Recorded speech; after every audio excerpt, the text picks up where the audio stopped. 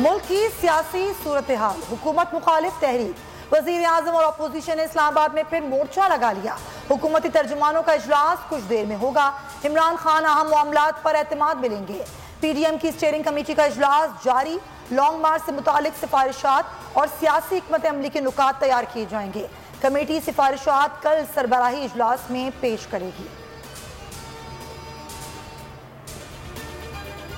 बहस ना करें गैस से, मिफ्ता इस्माइल कहते हैं कि टीवी एंकर से बहस जीतने से नहीं, टर्मिनल्स लगाने से मसला हल होगा। आने वाले हफ्तों में शरह सूद में मजीद इजाफा होगा, जो निजी सनत के गले का फंदा साबित हो सकता है। 1.5% शरह सूद बढ़ने से 400 अरब हुकूमत का खर्चा बढ़ गया।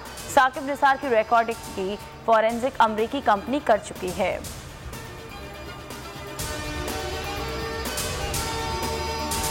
IMF की पाकिस्तान को 1 अरब 5 करोड़ 90 लाख डॉलर कर्ज जारी करने की सिफारिश।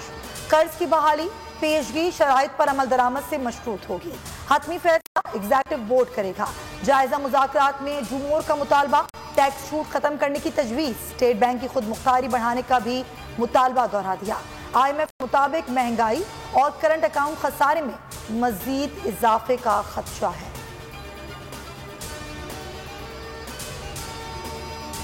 शरह सूद में इजाफा, स्टॉक मार्केट में शदीद मंदी। ट्रेडिंग के दौरान 641 पॉइंट्स की कमी। 100 इंडेक्स 45,847 की सतह पर पहुंच गया। रुपए की कदर में इजाफा, डॉलर के निर्ख घट गए। इंटरबैंक में अमरीकी करेंसी ₹2.19 सस्ती, 173.05 रुपए पर ट्रेड।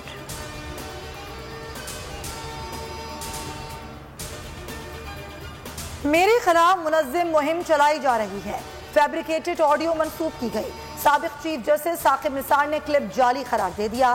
कहा कानूनी चाराजोई का कोई इरादा नहीं।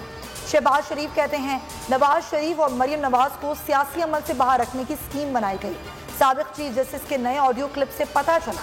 ट्वीट में लिखा, वक्त आ गया है इनकी गलतियों को दुरुस्त किया जाए। कौम इंसाफ की मुंतज़िर है।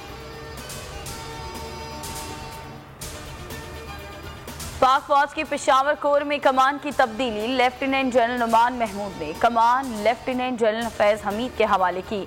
ISPR के मुताबिक तब्दीली कमान तकरीब कोर हेडक्वार्टर पेशावर में हुई।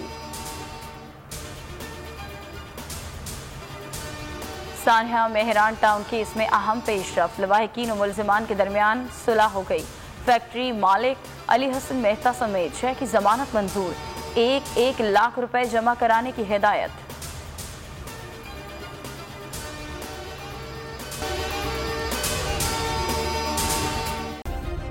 सब्सक्राइब करें और बेल दबाएं ताकि कोई खबर रह न जाए।